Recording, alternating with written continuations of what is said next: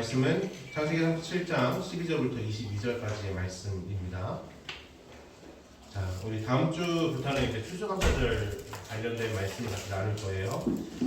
자, 우리 창세기 37장 12절부터 22절 한 절씩 같이 읽겠습니다. 한 절씩 나오니까요. 한 절씩 같이 읽을게요. 같이 읽겠습니다. 시작. 그의 형들이 세겜에 가서 아버지의 양떼를 치울 때에 이스라엘이 요셉에게 이르되 네 형들이 세겜에서 양을 치지 아니하느냐 너를 그들에게로 보내리라. 요셉이 아버지에게 대답하되 내가 그리하겠나이다. 이스라엘이 그에게 이르되 가서 내 형들과 양떼가 다 잘 있는지를 보고 돌아와 내게 말하라 하고 그를 헤브론 골짜기에서 보내니 그가 세겜으로 가니라. 어떤 사람이 그를 만난즉 그가 들에서 방황하는지라. 그 사람이 그에게 물어 이르되 네가 무엇을 찾느냐. 그가 이르되 내가 내 형들을 찾으오니 청하건대 그들이 양치는 곳을 내게 가르쳐 주소서. 그 사람이 이르되 그들이 여기서 떠났느니라. 내가 그들의 말을 들으니 도단으로 가자 하더라. 아니라 요셉이 그의 형들의 뒤를 따라 가서 도단에서 그들을 만나니라. 요셉이 그들에게 가까이 오기 전에 그들이 요셉을 멀리서 보고 죽이기를 꾀하여 서로 이르되 꿈꾸는 자가 오는도다. 자, 그를 죽여 한 구덩이에 던지고 우리가 말하기를 악한 짐승이 그를 잡아먹었다 하자. 그의 꿈이 어떻게 되는지를 우리가 볼 것이니라 하는지라. 르우벤이 듣고 요셉을 그들의 손에서 구원하려 하여 이르되 우리가 그의 생명을 해치지 말자. 르우벤이 또 그들에게 이르되 피를 흘리지 말라. 그를 광야 그 구덩이에 던지고 손을 그에게 대지 말라 하니 이는 그가 요셉을 그들의 손에서 구출하여 그의 아버지에게로 돌려보내려 함이었더라. 아멘. 자, 오늘 우리가 같이 나눌 말씀 제목은요, 요셉을 하나님께서 인도하시는 방법이라는 것입니다. 우리 저번 주에는 하나님이 우리를 인도하시는 방법에 대한 이야기를 나눴잖아요. 그래서 꿈에 대한 이야기를 나눴는데 이번 주에는 하나님께서 우리를 어떻게 인도하시는가라는 부분을 같이 나누기를 원합니다. 잠시 같이 기도하겠습니다. 하나님 아버지 감사합니다. 주의 은혜와 주의 그 사랑의 능력을 하나님 우리 가운데 부어주시고 인도하여 주셔서 하나님의 뜻대로 순종하고 나갈 수 있기를 원합니다. 하나님, 하나님의 그 선하심을 우리의 마음 가운데 두며 또 하나님 말씀대로 나아가기를 원합니다. 주님, 우리가 더욱더 주의 그 선하신 뜻대로 순종하며 그 뜻대로 하나님 합당히 살아갈 수 있도록 우리를 축복하여 주시옵소서. 감사합니다. 주님 찬양합니다. 우리 구주 예수 그리스도 이름 받들어 기도합니다. 아멘. 네, 우리 서로 같이 인사했으면 좋겠습니다. 사랑하고 축복합니다. 우리 감사합니다. 감사합니다. 이제 비가 오고 내일부터 또 4도까지 떨어진대요. 어제만 해도 24도 막 이랬는데 그래서 누군가 초여름 같다 이런 표현을 쓰더라고요. 근데 이제 내일부터 또 4도라고 얘기합니다. 날씨가 추워지니까 좀 더 잘 대비하셨으면 좋겠습니다. 오늘 이제 외모가 많이 바뀌신 분들이 있어요. 우리 신동윤 목사님 머리 짧게 자르시고 또 파마도 다시 하시고 그리고 염색도 다시 하셨어요, 그죠? 네. 그리고 우리 규성 감독님 안경이 좀 바뀌셨네요. 이거요? 원래 있던데요? 아 그래요? 다른 거 쓰고 오신 거구나. 관심이 없으신가 보다. 관심이 없다고요? 아니 설마요? 바뀐 지가 오래됐대. 아니 계속 안경이 좀 다른 것들도 있으시잖아요. 네, 바뀐 지가 오래됐다니까요. 알겠습니다. 몇 달 됐어요. 네, 알겠습니다. 더 이상 말하면 저만 안 될 것 같네요. 네, 우리 서로 같이 서로의 인사와 또 서로의 이런 문화 안에서 정말 서로가 더욱더 하나님 앞에 세워지기를 원합니다. 우리 안양선민교회는 하나님의 선택을 받은 선민으로서 살아가는 거룩한 백성인 것을 인식하고 하나님의 허락하신 교회를 더욱 섬기고 사랑하는 공동체가 되기를 소망합니다. 오늘 더불어 오늘 허락하시는 말씀을 받아 기쁨으로 누리며 그 말씀대로 살아가는 저와 성도님들이 되기를 주의 이름으로 축원합니다. 우리는 지난주에 말씀을 통해서 요셉의 꿈을 통해 하나님께서 꿈을 통하여 말씀하시는 것이 있다는 것을 확인하였습니다. 먼저는 꿈은요, 하나님께서 자신을 드러내시는 방법이기도 합니다. 그러나 꿈이 하나님의 말씀보다 먼저 될 수 없다는 사실을 우리는 기억해야 합니다. 꿈은 하나님의 말씀 아래 해석되어야 한다는 사실을 우리는 기억해야 됩니다. 요셉이 살던 당시의 꿈은요, 하나님께서 자신의 뜻을 드러내시는 방식이라 인식하고 있었습니다. 그렇기 때문에 신이 이렇게 하겠다라는 것을 이야기하는 것이 바로 꿈이라고 사람들은 인식했다는 것이죠. 요셉이 살던 당시의 꿈은 그것으로 인해서 사람들은 또 형제들은요 더 분노하게 되는 것을 보게 되어집니다. 그러나 요셉이 볕단의 꿈과 또 하늘의 해와 달과 별들이 자신에게 절하는 꿈을 통해서 하나님께서 이것이 하나님이 주시는 방법이다 라는 것을 알게 하였던 것처럼, 또 하나님께서는 여전히 꿈을 통해서 계속 인도해 주셨는데, 감옥에서의 두 간원장의 꿈을 통해서, 또 더불어서 이 바로의 두 개의 꿈을 통해서 여전히 하나님께서 삶을 인도해 가셨다라는 사실들을 보게 되어졌습니다. 오늘 우리에게 반복된 꿈을 주신다면 하나님께서 우리에게 그러한 일을 이루시겠다라고 우리에게 주시고 약속하시는 것임을 인정하고, 그것을 정말 우리의 삶 가운데 꿈으로 끝나는 것이 아니라 현실로 이끌어 나갈 수 있는 참된 믿음과 신앙이 우리 안에 있기를 주의 이름으로 축원합니다. 오늘 이제 우리는 사람이 살아가는 순간마다 어려움이 찾아올 때가 참 많이 있다라는 것들을 우리는 다 인식하고 있는 것 같습니다. 국가나 사업 또한 개인에게도 이런 어려움의 순간은요 항상 찾아오기 마련입니다. 이런 어려움의 순간이 없으면 좋겠는데, 그러나 항상 우리에게 찾아오고 피하지 않고 우리를 찾아온다라는 것이죠. 이런 어려움이 있을 때마다 참 이상하게 한 가지 일이 터지면 다른 일이 같이 터지더라고요. 그래서 하나의 일만 처리하기도 힘든데 또 다른 일들이 터져서 더 어려워지고 더 힘들어지게 되는 이런 경험들을 하게 됩니다.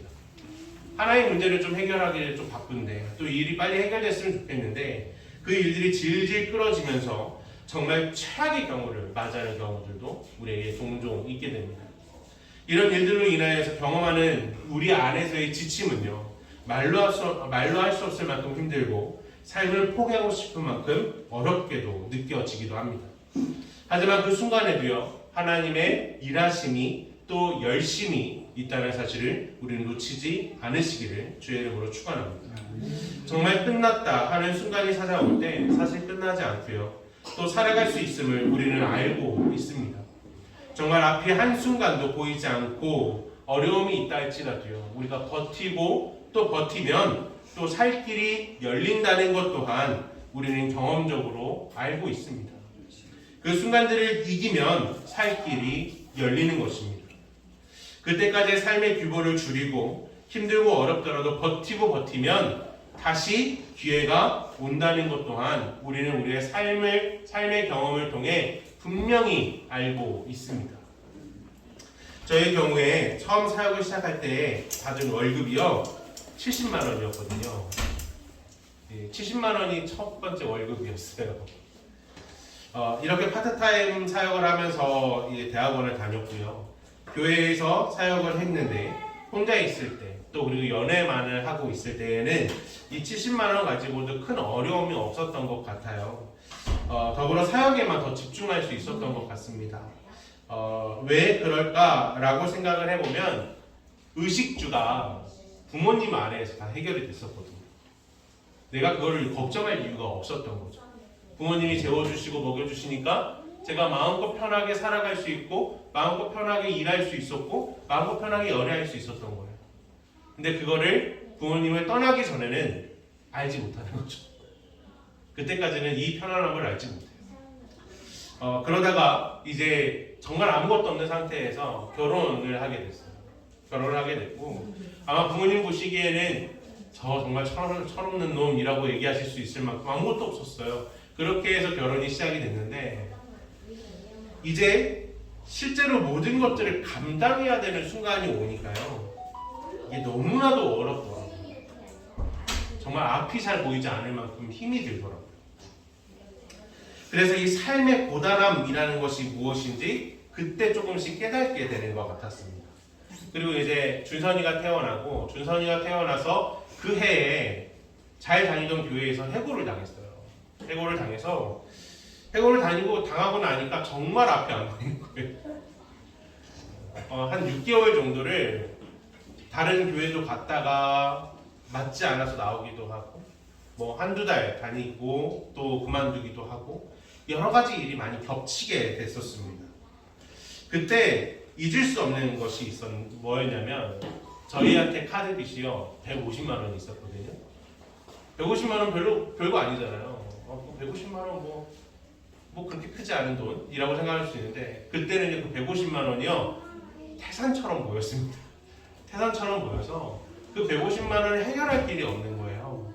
그래서 은행에 가서 이거를 분한 납부하겠습니다 라는 것을 이제 계약서를 쓰고 나서 돌아오면서 참 마음이 막 무너지는 거예요.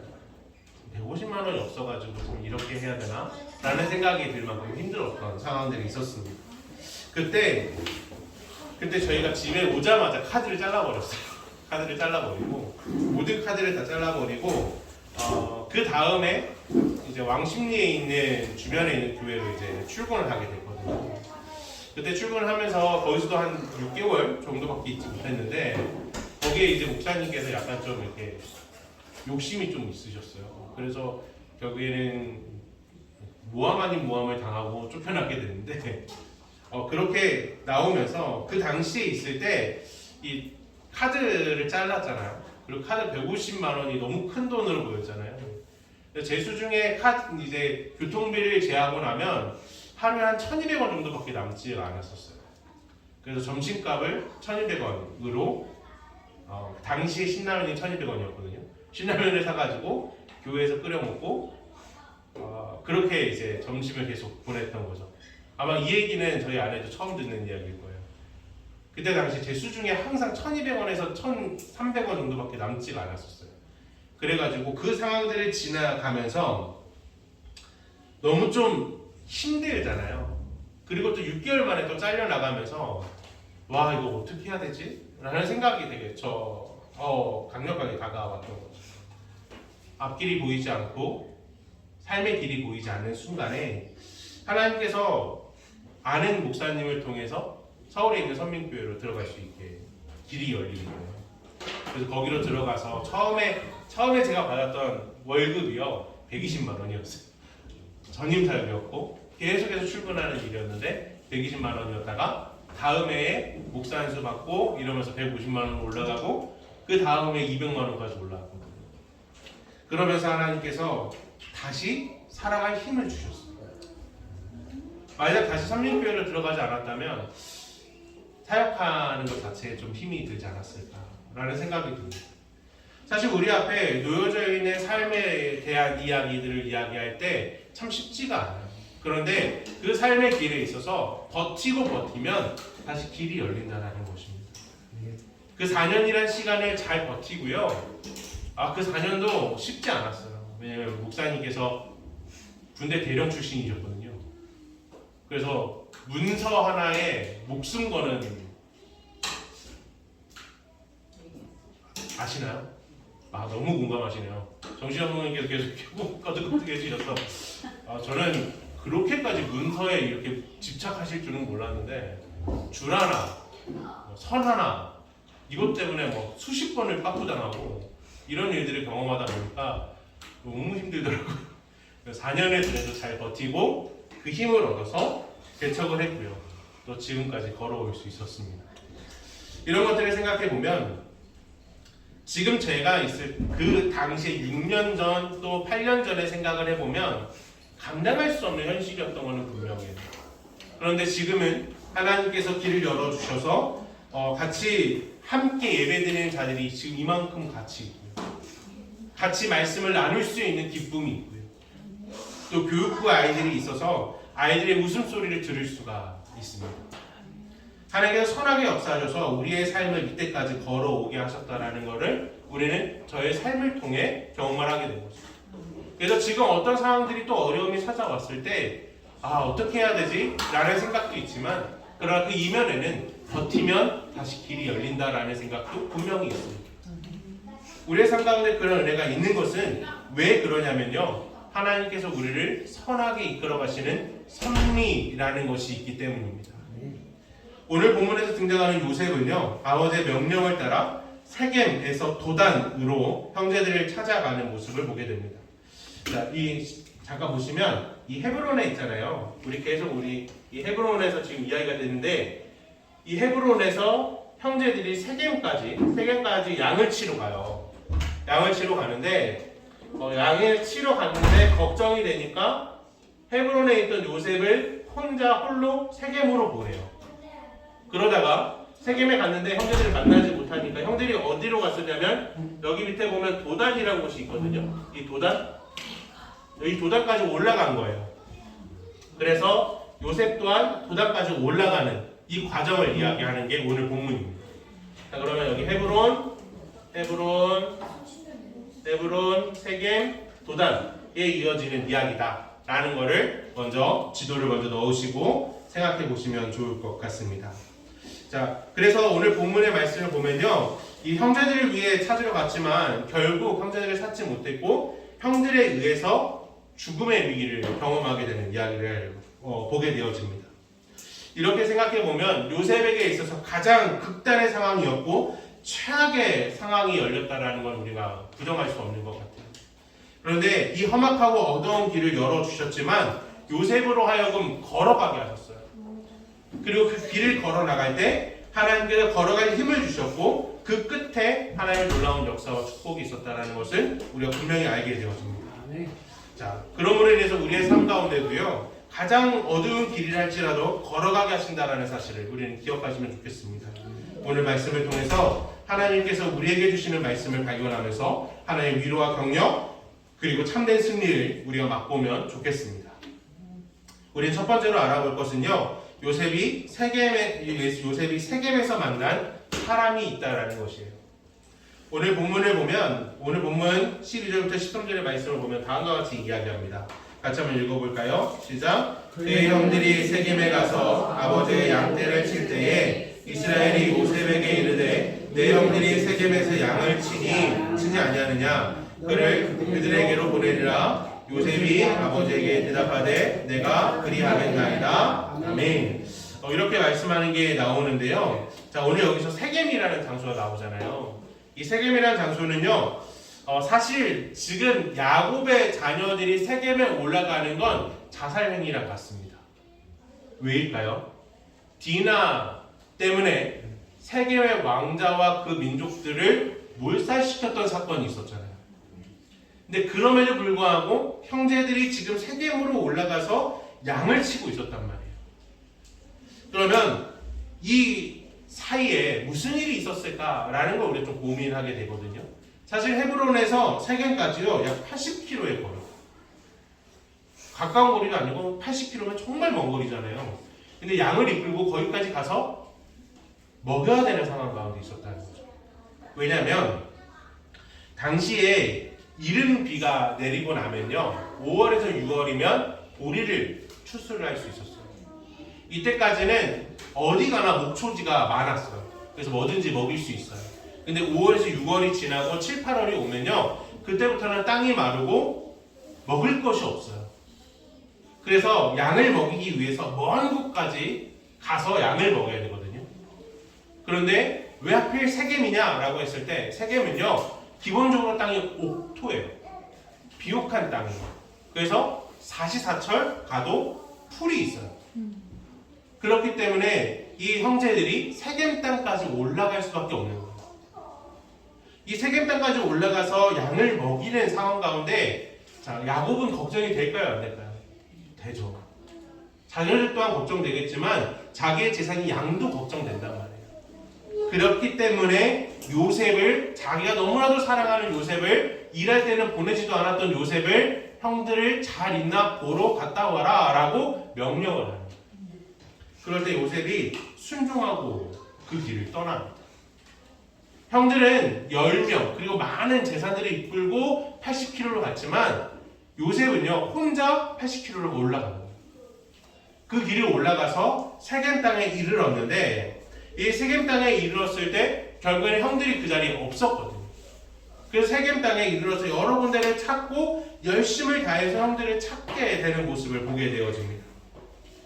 그런데 이 부분을 생각해 보면 우리가 요셉이라면 어떻게 하시겠습니까? 좀 이 생각을 좀 해보면 좋을 것 같아요. 내가 요셉이라면, 내가 요셉인데 하나님 아버지가 나보고 세겜에 올라가서 형들을 찾으라 그랬어요. 근데 올라갔더니 형들이 없어요. 그러면 이제 어떻게 하시겠습니까? 형들을 찾기 위해 더 멀리 가겠습니까? 아니면 다시 돌아가시겠습니까? 어떻게 하시겠어요? 되돌아가는 게 어떻게 보면 답일 수 있겠죠. 근데 그 상황이 네. 상황에 따라 다르겠죠. 그렇죠. 상황에 따라 다를 수 있겠죠. 네. 근데 최소한 요셉은요, 형들을 찾기 위해 최선을 다해서 돌아다니기 시작했어요. 이 모습을 보고 칼빈이라는 사람은 이 부분을 이렇게 해석을 하게 됩니다. 요셉이 이토록 열심을 다해 형들을 찾는 이유는 하나님께서 계획한 시간을 위한 것이다. 만약 요셉이 이런 방황하는 시간이 없었다면 형들에 의해 죽임을 당했을 것이다. 만약 하나님은 절묘한 시간에 맞춰 아랍의 상인들을 준비하셨다. 라고 해석을 했습니다. 만약 요셉이 이렇게 열심히 돌아다니지 않았다면, 그냥 바로 도단으로 갔다면 반드시 죽음을 당했을 거라는 거예요. 아니라면 요셉이 돌아다니지 않고 형들이 없구나 해서 다시 돌아왔다면 이스라엘 민족들은 대기근 속에서 죽었을 거예요. 살 길이 열리지 않았을 거예요. 근데 하나님께서 요셉이 이렇게 긴 시간 동안 방황하게 하시는 이유가 있었다라는 것을 주석학자들은 이렇게 설명하고 있다는 거죠. 하나님의 섭리를 따라 형들은 세겜이 아닌 도단에 있다는 것을 알게 되어집니다. 더불어 만약 세겜에 발견되지 못했다면 포기하고 다시 야곱으로 돌아갔을 만한 상황이었음에도 불구하고 하나님께서는 사람을 보내주셔서 그 사람으로 하여금 형제들이 도단에 있다라는 사실을 알게 하셨다는 거죠. 그래서 16절과 17절의 말씀을 보면 이렇게 말씀합니다. 같이 읽어보겠습니다. 그가 이르되 내가 내 형들을 찾으보니 청하건대 그들이 양치는 곳을 내게 가르쳐 주소서. 그 사람이 이르되 그들이 여기서 떠났느니라. 내가 그들의 말을 들으니 도단으로 가자 하더니 하니라. 요셉이 그의 형들의 뒤를 따라가서 도단에서 그들을 만나니라. 아멘. 우리는 이 본문을 바라보면서 왜 하필 요셉이 도단까지 가야 했을까라는 질문을 우리 참 중요하게 던져야 됩니다. 우리 본문을 보면서 그냥 요셉이 도단에 갔구나 라고 생각하시면 안 돼요. 15절에요 이런 말씀이 있습니다. 어떤 사람이 그를 만난즉 그가 들에서 방황하는지라. 그 사람이 그에게 물어 이르되 네가 무엇을 찾느냐라고 질문하고 있다는 거예요. 여기서 이 사람이 어떤 사람일까 라는 것을 우리는 질문하게 되거든요. 근데 이 질문에 등장하는 이 사람을 우리는 야곱이 야복강가에서 만났던 천사와 같은 사람이다 라고 학자들은 다 해석합니다. 그러면 이 사람이 등장하는 이유가 우리로 하여금 이해가 돼요. 요셉을 형제들로 보내기 위한 하나님의 개입하심이었구나. 이 개입하심을 통해서 형제들은 가는 거예요. 가서 그 사람을 만나게 되고 결국에는 이 사람을 통해서 형제들이 있는 도단까지 이르게 되는 것을 보게 되었습니다. 사실 우리는 이 스토리상 바라보면 요셉이 다음에 당해야 될 일들을 다 알고 있잖아요. 너무나도 고통스러운 일들이 열리잖아요. 과연 이게 하나님의 뜻일까? 라는 이런 걱정들이 앞서는 것이 사실입니다. 저는 오늘 이 본문을 이야기하면서 제 이야기가 하나 떠올랐어요. 제가 개척을 하고요 2년이 될 때 동편마을로 이사를 하게 됐습니다. 동편마을에 오니까요 너무 좋더라고요. 왜 좋았냐면 넉넉한 주차장과 엘리베이터가 있고 이런 곳에서 산다라는 것이 너무 행복했습니다. 부모님 댁에 살 때는요 이 모든 게 다 갖춰져 있었어요. 엘리베이터도 이미 있었고 주차장도 있었고 뭐 아쉬울 게 없는 그런 상황이었죠. 근데 제가 가장으로서의 삶을 살다 보니까 이 동편마을에서 주는 이 안락함이 너무나도 컸던 거예요. 그러면서 그 순간 돈이 없으면 이 모든 걸 유지할 수 없겠구나라는 두려움이 같이 찾아오기 시작했습니다. 그래서 아르바이트를 찾기 시작했거든요. 아르바이트를 찾기 시작했는데 제가 열심히 입사 원서를 져가지고 한 10군데를 넣었어요. 사실 10군데를 넣었는데 딱 2가지 내용 때문에 다 거부당했습니다. 하나는 목사라는 이유 때문에 거부당했고요. 왜 그런지 모르겠어요. 근데 목사라는 이유 때문에 거부당했고, 두 번째는 경력이 없다는 것 때문에 거부당했어요. 경력이 없다는 건 저 충분히 이해를 해요. 왜냐면 제가 교회에서만 일했으니까 당연히 경력이 없죠. 근데 목사라는 이유 때문에 안 된다는 건 아직도 잘 이해가 되진 않아요. 아무튼 이런 이유 때문에 막상 일을 찾으려 했더니 갈 곳이 없는 거예요. 그러다가 저희 아는 동기 목사님께서 청소 일을 한번 같이 해보자. 가면 하루에 10만 원은 받는다더라. 이게 얼마나 힘든 일인지 모르고 그냥 그 얘기만 듣고 가서 덤빈 거죠. 그래서 가서 이야기를 하면서 갔더니 서울에 이제 임태호라는 사람이 있거든요. 이 사람이 이제 이 청소회사 대표인데 이 사람을 만나게 된 거예요. 만나면서 이 청소에 대해서 배우고 또 이제 마케팅이나 여러 부분들에 대해서 많이 배우게 됐어요.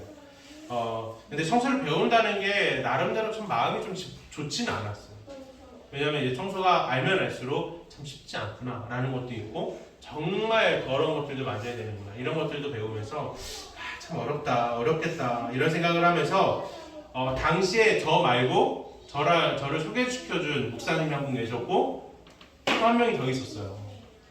이분은 이제 당시에 40대가 넘으신 전도사님이었는데 이렇게 목회자 3명, 그것도 남자 3명이 한 팀을 이뤄서 청소를 하기 시작했던 거예요.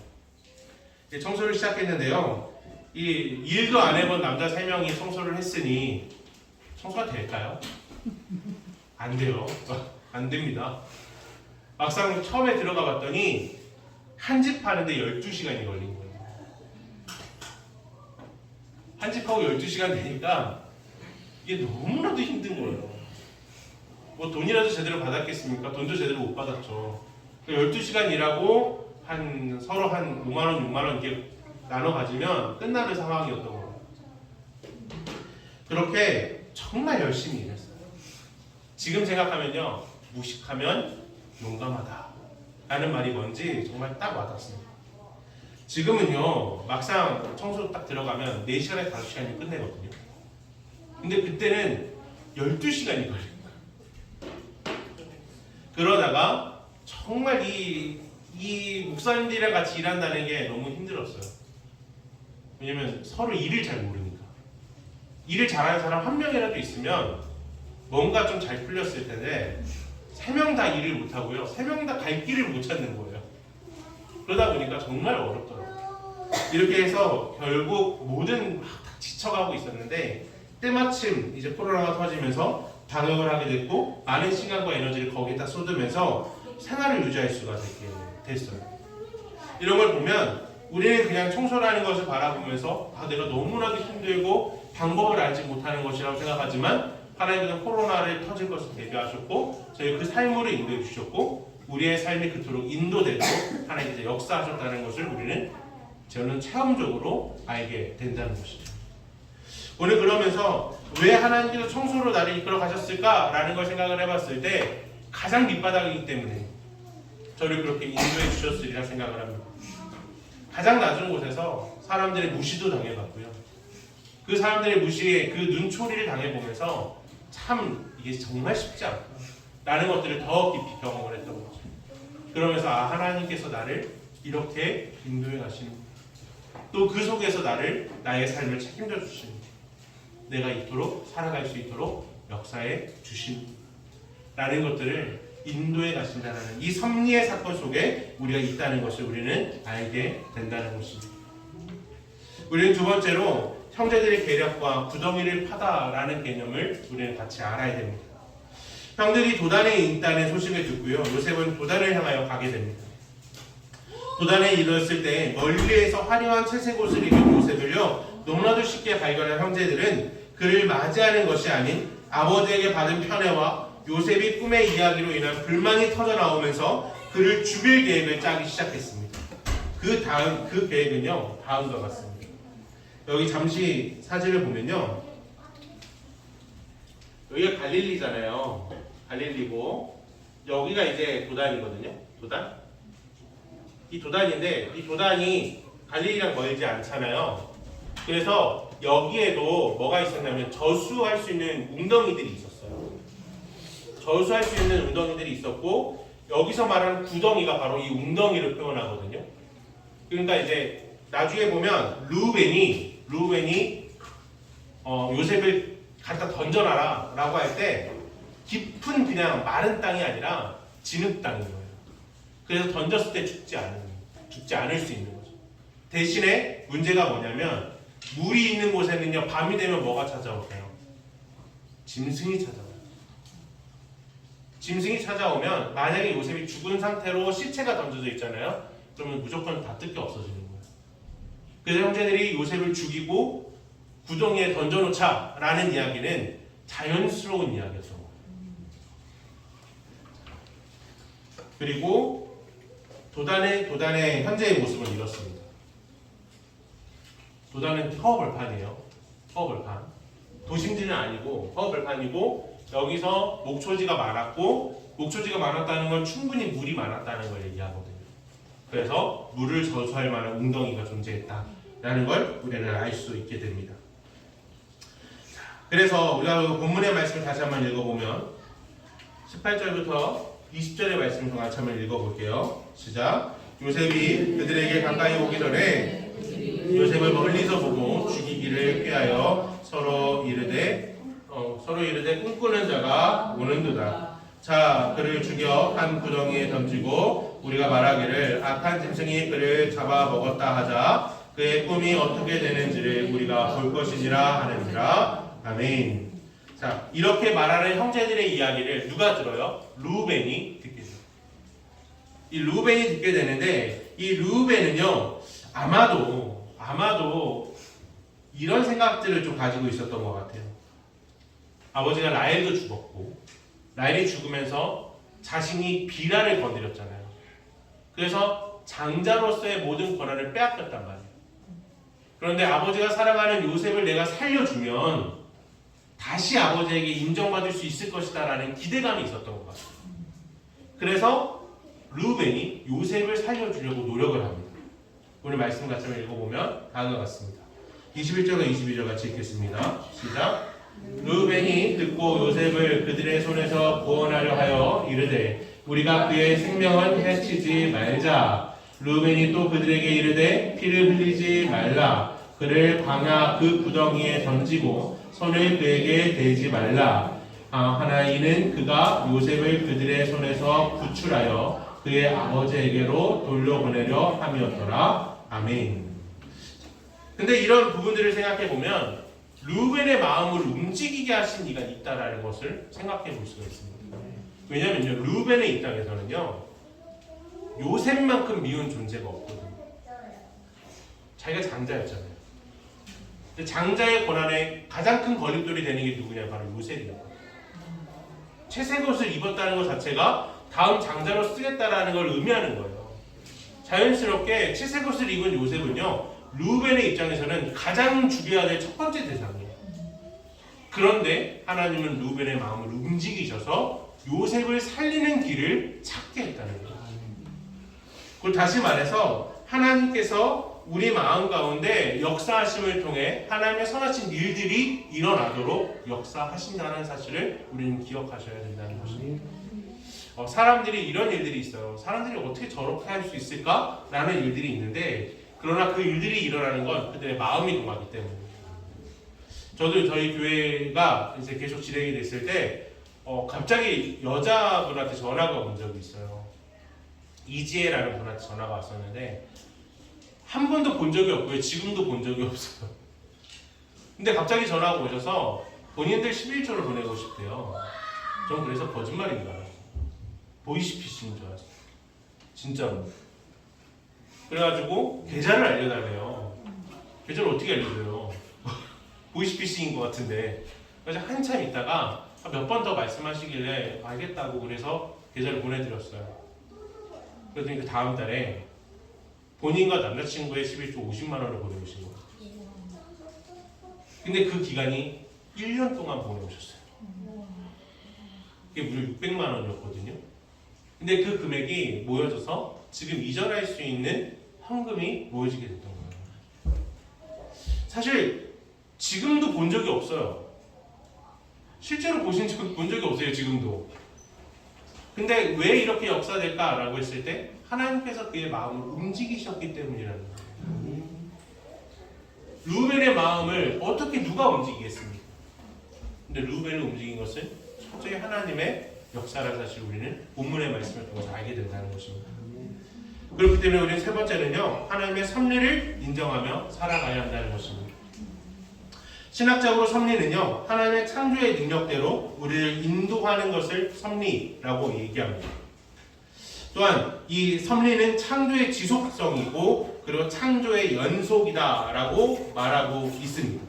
자, 오늘 이 내용들을 좀 보면요, 이 내용이 좀 중요해서 설명을 좀 해드릴게요. 어디니? 자, 섭리는요, 하나님의 인도하심을 얘기합니다. 근데 하나님의 인도하심을 어떻게 인도하시는 거냐면 하나님이 세상을 창조하셨잖아요. 그 창조의 능력과 동일한 능력으로 우리를 인도해 가신다라는 거예요. 그런데 우리는 자칫 하나님이 우리를 인도하시는 방법을 운명이라고 이해하는 사람들이 많아요. 거부할 수 없는 것이라고 이해하는 사람들이 많아요. 왜냐하면 운명은 거부할 수 있어요, 없어요? 없는 거라고 생각을 하잖아요. 그런데 하나님께서는 우리에게 운명적으로 준비하시는 게 아니에요. 섭리는요, 우리가 거부할 수 있어요. 이게 무슨 뜻이냐면 우리의 선택을 통해서 하나님의 역사하심이 일어난다는 거예요. 자, 잘 보시면 요셉이 사람을 만났습니다. 세겜을 가다가 사람을 만났어요. 근데 그 세겜에 있던 사람이 형제들이 도단으로 갔다는 이야기를 해줬어요. 여기서 요셉이 도단으로 가는 걸 선택하지 않았으면 일이 일어날까요? 안 일어날까요? 안 일어나죠. 근데 요셉은 기꺼이 선택해서 도단으로 올라간 거예요. 두 번째로, 르우벤이 요셉을 죽일 것에 대해서 결심했다면 요셉은 그 자리에서 죽는 거예요. 근데 그 마음의 번잡함이 들어왔을 때 르우벤의 마음속에 죽일까 말까를 끊임없이 고민했겠죠. 그러나 누가 선택했어요? 르우벤이 선택한 거예요. 그럴 때 하나님의 역사가 일어난단 말이에요. 오늘 우리의 삶 가운데요, 하나님의 섭리가 일어나는 사실들은 부정할 수 없습니다. 그런데 어떻게 역사하신다고요? 운명적으로 일어나는 것이 아니라 우리의 선택을 통해 일하신다는 사실을 기억하셔야 됩니다. 우리는 가끔 이런 생각을 해요. 하나님께서 우리의 삶을 다 인도해 주시지 내가 거부하지 못하지 라고 하는 경우들이 있습니다. 그런데 그것은 섭리가 아니에요. 그건 운명론이에요. 하나님의 섭리는요, 우리가 거부할 수 있어요. 그런데 거부했을 때 하나님께서 그 거부하신 대로 인도해 주시고요, 우리가 그것을 인정했을 때 인정하신 대로 인도해 가신다는 거예요. 그럴 때 가장 선한 길로 우리를 이끌어 가신다는 거예요. 그래서 하나님의 섭리를 인정하는 사람은요, 하나님의 가장 선하심을 믿는 사람입니다. 왜냐하면 우리의 선택에 따라 하나님의 가장 선한 길로 인도하실 것을 믿기 때문입니다. 그래서 오늘 이런 말씀들을 우리는 더욱더 믿어야 될 줄 믿습니다. 베드로후서 3장 8에서 10절의 말씀을 보면, 사랑하는 자들아, 주께를 하루가 천년 같고 천년이 하루 같다는 이 한 가지를 잊지 말라. 주의 약속은 어떤 이들이 더디다고 생각하는 것 같이 더딘 것이 아니라 오직 주께서는 너희를 대하여 오래 참으사 아무도 멸망하지 아니하고 다 회개에 이르기를 원하시느니라. 그러므로 주의 날이 도둑같이 오리니 그 날에는 하늘이 큰 소리로 떠나가고 물질이 뜨거운 물에 풀어지고 땅이 그 중에 있는 모든 일이 드러나리로다. 아멘. 하나님 앞에서는 하루가 천년 같고 천년이 하루 같아요. 곧 우리가 하나님의 섭리를 믿는다는 건요, 하나님 과거에도 계셨고 현재에도 계시며 미래에도 계신다는 걸 믿는 거예요. 그럼 우리의 선택에 어떻게 따라 움직일 것을 하나님은 아시겠죠. 전지하시니까요. 모든 걸 아시니까요. 그럼에도 불구하고 우리의 선택을 인정하신다는 거예요. 세상의 신들 가운데요, 인간의 선택을 인정하는 신은 존재하지 않습니다. 어떤 신들의 이야기를 들어도 인간의 선택을 존중하는 신은 존재하지 않아요. 그런데 성경은 하나님께서 끊임없이 말합니다. 너희의 선택을 존중합니다. 그 선택을 기다리겠다고 얘기합니다. 우리의 섭리를 인정한다는 것, 그것은 우리의 선택을 인정하시는 하나님을 인정하는 것, 그리고 가장 선한 길로 인도하시는 하나님을 믿는 것입니다. 요셉의 선택, 루벤의 선택은요, 결국 이스라엘 민족의 구원을 이끌어져 왔습니다. 그래서 오늘 이런 본문의 말씀을 같이 한번 읽어봤으면 좋겠습니다.